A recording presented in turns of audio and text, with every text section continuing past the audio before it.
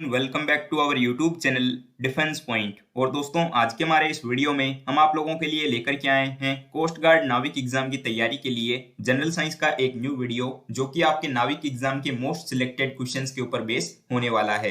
तो इस वीडियो को एंड तक देखिएगा। और साथ ही अगर आप लोग इस चैनल के ऊपर पहली बार विजिट कर रहे हैं तो इसको सब्सक्राइब करना बिल्कुल भी ना भूलें। तो चलिए शुरू करते हैं वीडियो बिना किसी देरी के।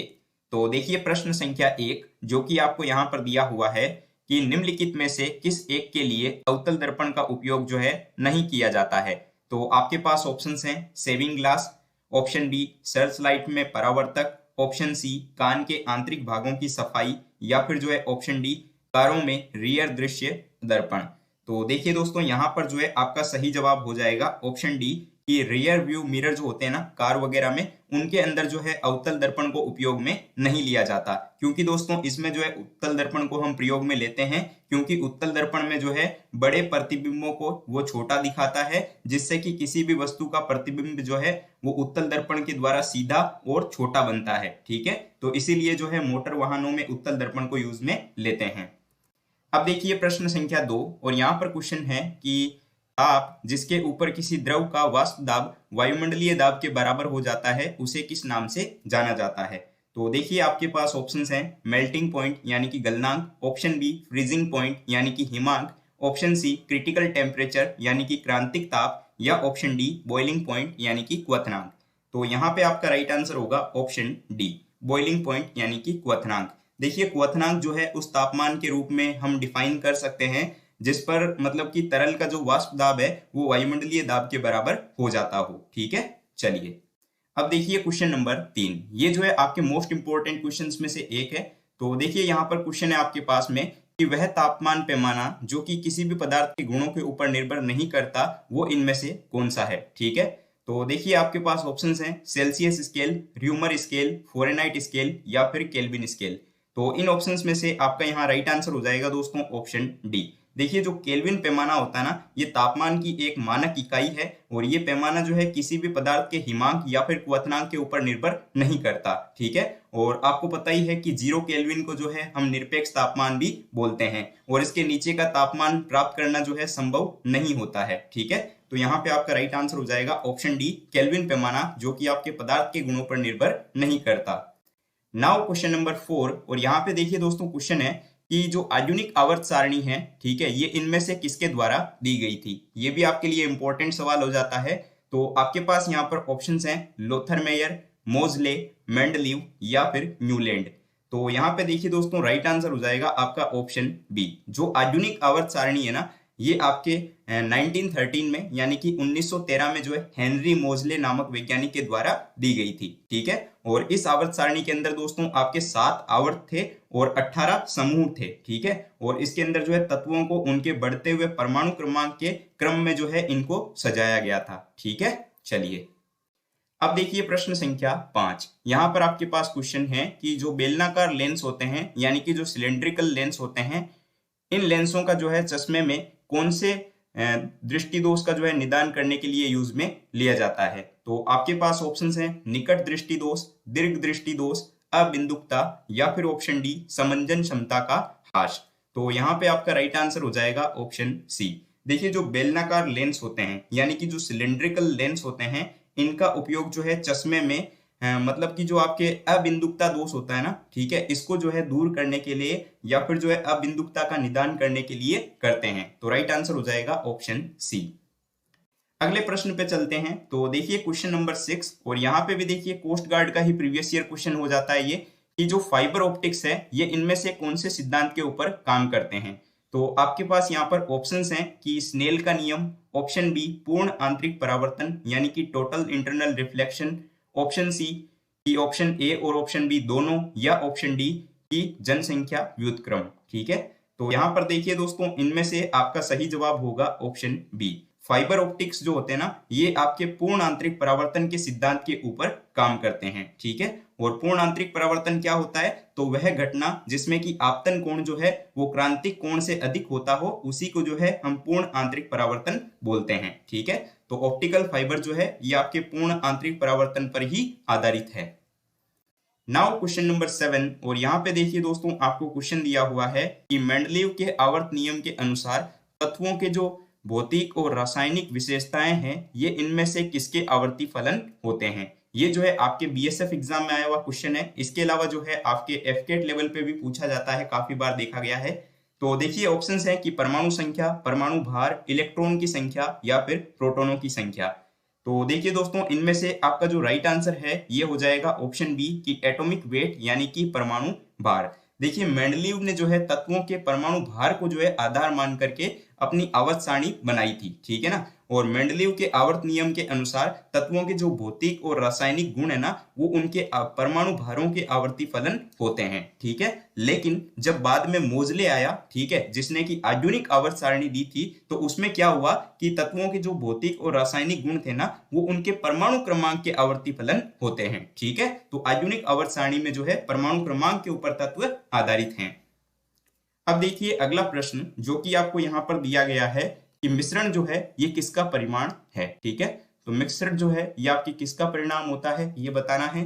तो आपके पास ऑप्शंस हैं फिजिकल चेंज यानी कि भौतिक परिवर्तन, ऑप्शन बी रासायनिक परिवर्तन, ऑप्शन सी कि ए और बी दोनों, या ऑप्शन डी इनमें से कोई नहीं। तो यहाँ पर आपका राइट आंसर हो जाएगा दोस्तों ऑप्शन ए फिजिकल चेंज यानी कि भौतिक परिवर्तन। इसको थोड़ा सा समझिए। तो देखिए मिश्रण वह अशुद्ध पदार्थ है जो कि दो या दो से अधिक शुद्ध पदार्थों जिसमें कि तत्व भी हो सकता है या फिर यौगिक भी हो सकता है या फिर दोनों हो सकते हैं, ठीक है, उनके जो है किसी भी अनुपात में बिना रासायनिक संयोग के बनता है, ठीक है, जिसके अवयवी पदार्थों को सरल या फिर जो है भौतिक विधियों के द्वारा अलग किया जा सकता है। तो याद रखेंगे कि मिश्रण जो है ना ये भौतिक परिवर्तन का परिणाम है। अब देखिए अगला प्रश्न जो कि आपको यहाँ पे दिया हुआ है कि प्रकाश को जो है ध्रुवित किया जा सकता है, ठीक है। तो आपके पास ऑप्शंस हैं कि परावर्तन के द्वारा, अपवर्तन के द्वारा, प्रकीर्णन के द्वारा या फिर इनमें से सभी ऑप्शन सही हो जाएंगे। तो देखिए दोस्तों आपका जो राइट आंसर है वो यहाँ पे हो जाएगा ऑप्शन डी उपयुक्त सभी से। देखिए प्रकाश जो है ये आपके वैद्युत चुंबकीय तरंगे हैं और ये जो है अनुप्रस्थ प्रकृति की होती है, ठीक है। और प्रकाश को जो है दोस्तों परावर्तन, अपवर्तन, द्वि अपवर्तन और जो आपके होते हैं ना द्विवर्णता और जो पोलराइड वगैरह इनके द्वारा इसको ध्रुवित किया जा सकता है। तो राइट आंसर हो जाएगा आपके ऑप्शन डी। देखिए प्रश्न संख्या 10, और यहाँ पे आपको क्वेश्चन दिया हुआ है कि जो संवहन की प्रक्रिया होती है तो उसमें जो है ऊष्मा स्थानांतरण इनमें से किसमें घटित होता है। तो आपके पास ऑप्शन हैं दोस्तों कि केवल द्रवों के अंदर, ऑप्शन बी केवल ठोसों के अंदर, ऑप्शन सी द्रव और गैस दोनों में, या ऑप्शन डी ठोस, द्रव और गैस तीनों में। तो दोस्तों क्या होता है कि जो ऊष्मा संचरण है ना इसकी तीन विधियां मुख्य तौर पर होती है जिसके बारे में ऑलरेडी मैंने आपको बता रखा है, और ये जो है आपके चालन, संवहन और विकिरण होती है, ठीक है। तो यहाँ पर क्वेश्चन में पूछा जा रहा है कि संवहन की प्रक्रिया से जो है ऊष्मा स्थानांतरण इनमें से किसमें घटित होता है। तो दोस्तों संवहन विधि जो है वो केवल गैस और द्रवों में घटित होती है, जबकि चालन जो है वो ठोसों के अंदर होती है, और विकिरण तो आप लोगों को पता ही है कि निर्वात में भी ऊष्मीय संचरण कर सकती है, ठीक है। चलिए अब देखिए प्रश्न संख्या 11। यहाँ पर क्वेश्चन आपके पास में कि गतिमान वस्तु का जो जड़त्व है ये इनमें से किसके ऊपर निर्भर करता है। तो आपके पास ऑप्शंस हैं संवेग यानी कि मोमेंटम, ऑप्शन बी स्पीड यानी कि चाल, ऑप्शन सी मास यानी कि द्रव्यमान, या ऑप्शन डी शेप यानी कि आकार। तो देखिए यहाँ पे आपका राइट आंसर हो जाएगा दोस्तों ऑप्शन सी द्रव्यमान यानी कि मास। देखिए किसी भी पिंड का जो जड़त्व है वो उस पिंड के द्रव्यमान के ऊपर निर्भर करता है। देखिए बोलने का मतलब क्या है, तो इसका मतलब ये हो जाएगा कि जिसका ज्यादा द्रव्यमान है उस पिंड का जड़त्व भी ज्यादा होगा, और जिसका द्रव्यमान कम है उस पिंड का जड़त्व भी कम होगा, ठीक है। और दोस्तों आप लोगों को पता ही है कि न्यूटन की जो गति का पहला नियम है उसके अंदर जो है जड़त्व की व्याख्या की गई है। अब देखिएगा अगला प्रश्न जो कि आपको यहाँ दिया हुआ है कि जब तापमान में वृद्धि कर दी जाती है तो जो पृष्ठ तनाव होता है यानी कि सरफेस टेंशन, उसके अंदर क्या परिवर्तन देखने को मिलता है। तो यहाँ पर ऑप्शन है आपके पास में कि उसमें कोई परिवर्तन नहीं होगा, ऑप्शन बी कि पृष्ठ तनाव बढ़ जाता है, ऑप्शन सी पृष्ठ तनाव घट जाता है, या ऑप्शन डी कि यह तभी बढ़ता है जब तापमान में 25 डिग्री सेल्सियस की वृद्धि की जाए। तो दोस्तों हमेशा याद रखेंगे कि जो द्रवों का पृष्ठ तनाव है वो तापमान बढ़ाने पर घट जाता है, ठीक है, यानी कि डिक्रीज हो जाता है। तो right answer will be option c. Now question number 13 जो कि आपके आईसीजी एग्जाम का ही प्रीवियस ईयर क्वेश्चन है प्लस मोस्ट इंपोर्टेंट क्वेश्चन हो जाता है, लगभग सभी एग्जाम्स में देखा गया है। तो यहाँ पर क्वेश्चन है कि एक गैल्वेनोमीटर को जो है निम्न में से क्या जोड़ करके उसको अमीटर में बदला जा सकता है। तो देखिए दोस्तों, अमीटर जो है ना, ये निम्न प्रतिरोध का एक धारामापी होता है जिसका प्रयोग जो है वो किसी भी वैद्युत प्रतिरोध में जो है प्रवाहित होने वाली वैद्युत धारा के मापन के लिए किया जाता है। ठीक है। और दोस्तों देखिए कि एक निम्न प्रतिरोध को जो है धारामापी के समानांतर क्रम में जोड़ करके उसको जो है अमीटर में बदला जा सकता है। ठीक है। तो याद रखेंगे कि गैल्वेनोमीटर के अंदर अगर एक निम्न प्रतिरोध का समानांतर क्रम में जोड़ दिया जाए ना, तो वो जो है आपके अमीटर की भांति व्यवहार करने लगता है, यानी कि वो अमीटर में बदल जाता है।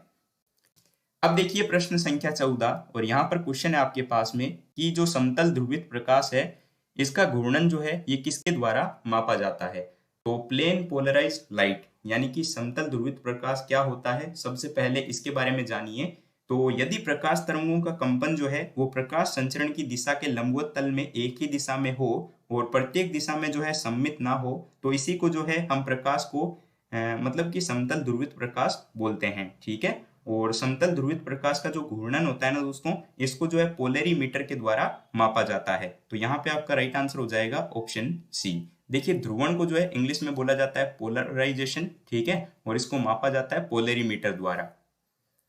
नाउ क्वेश्चन नंबर 15 और यहाँ पे देखिए दोस्तों काफी इंपॉर्टेंट क्वेश्चन दिया हुआ है। तो प्रश्न है आपके पास में कि चंद्रमा के ऊपर वायुमंडल नहीं है क्योंकि।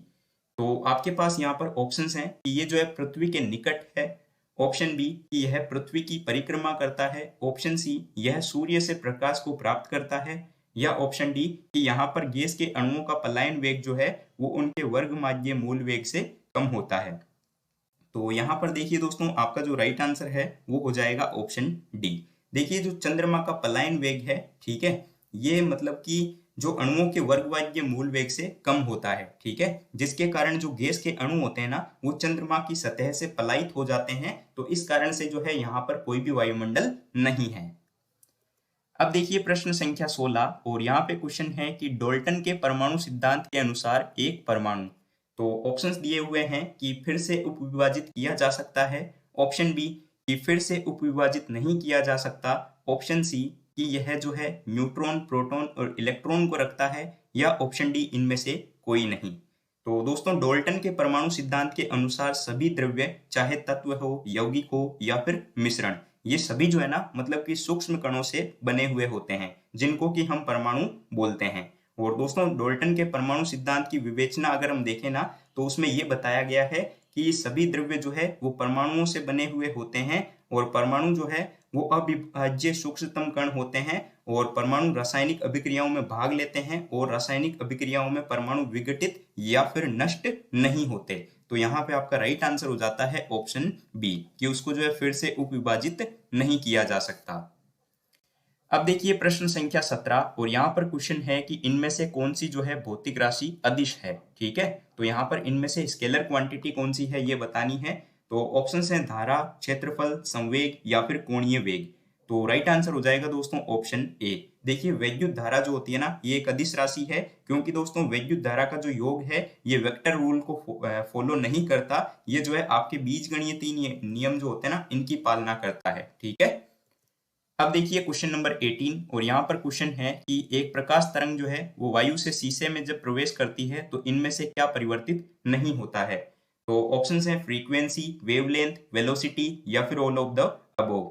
तो देखिए जब प्रकाश की किरण जो है ना वो एक माध्यम से दूसरे माध्यम में प्रवेश करती है तो माध्यम में जो है परिवर्तन की स्थिति में प्रकाश तरंग की आवृत्ति जो होती है ना वो नहीं बदलती, यानी कि फ्रीक्वेंसी चेंज नहीं होगी। तो राइट आंसर हो जाएगा ऑप्शन ए। ये इंपॉर्टेंट क्वेश्चन है दोस्तों, तो इसको जो है आप लोग स्पेशली याद रखेंगे। ये जो है लगभग आपके एयरफोर्स, नेवी और कोस्ट गार्ड तीनों एग्जाम में आया हुआ है।